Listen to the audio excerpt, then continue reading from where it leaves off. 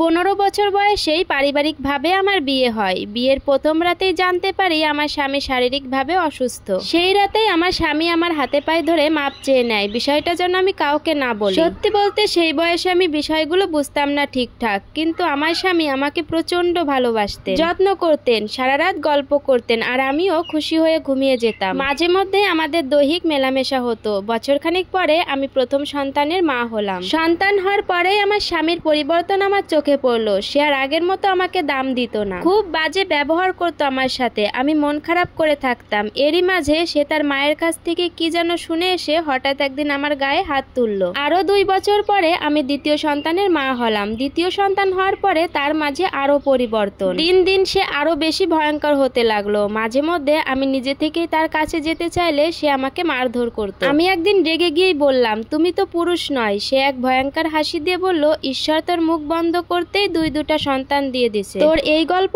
এখন আর কেউ শুনবে না। আমি এখন অতিষ্ঠ হয়ে গেছি তার এই ব্যবহারে। লজ্জা শরম ভুলে গিয়ে পরিবারের সবাইকে জানালাম তার বিষয়। তারা স্বামীকে নিয়ে বসলেন এবং চিকিৎসার বিষয় জানালেন। সে তখন আর্থিকভাবে অচল জানাতে আমার বাবা তাকে আর্থিকভাবে সহায়তা করে। সে কিছুদিন চিকিৎসা করানোর পরে ছেড়ে দেয়। এভাবে আমাদের বাসা থেকে কয়েকবার আমার বড় ভাইও টাকা দিয়ে তাকে নিয়ে গেছে চিকিৎসা করাতে, কিন্তু সে গুরুত্ব দেয় না। এভাবে কিছুদিন ওষুধ কন্টিনিউ করে আবার বাদ দিয়ে দেয়। আমাদের সম্পর্কটা এতদিনে শেষ হয়ে গেছে। আমি তাকে মোটেও সহ্য করতে পারি না। মারাত্মক রকমের মারামারি হয় আমাদের দুজনের। জখম হয়ে অবস্থা খুব খারাপ হয়ে গেছে বহুবার। শারীরিক সম্পর্ক তো দূরের কথা, দুজনের বিছানাও আলাদা হয়ে গেছে বছর দেড়েক। কিন্তু আমার পরিবার চায় আমি এখানেই সংসার করি। সে দায়িত্বশীল নয়, বহু কষ্ট করে আমি সংসার চালাই। অবশ্য তিনি বাড়ি ভাড়াটা দিয়ে দেন। আমি কাউকে বলে বোঝাতে পারবো না আমি দিনে দিনে শেষ হয়ে যাচ্ছি। আমার বয়স 23 বছর। ফ্যামিলির সবাই বুঝে গেছেন তিনি ভালো হবেন না, দায়িত্বশীল হবেন না এবং আমাকে ভালোবেসে আগলে রাখবেন না। কিন্তু তারা এত কিছু জানার পরেও সবাই চায় আমি এখানেই সংসার করি। আমার খুব কষ্ট হয়, রাতে ঘুমোতে পারি না, এমনকি বাজে কিছু নেশায় আসক্ত হয়ে গেছি। পরিবারের কাউকে বললে তারা মানতেই চায় না। মাঝে মাঝে মন চায় সুসাইড করি। আমিও তো মানুষ, আমার এই চাহিদা কি অন্যায়? 8 বছর এভাবেই কাটিয়ে দিলাম।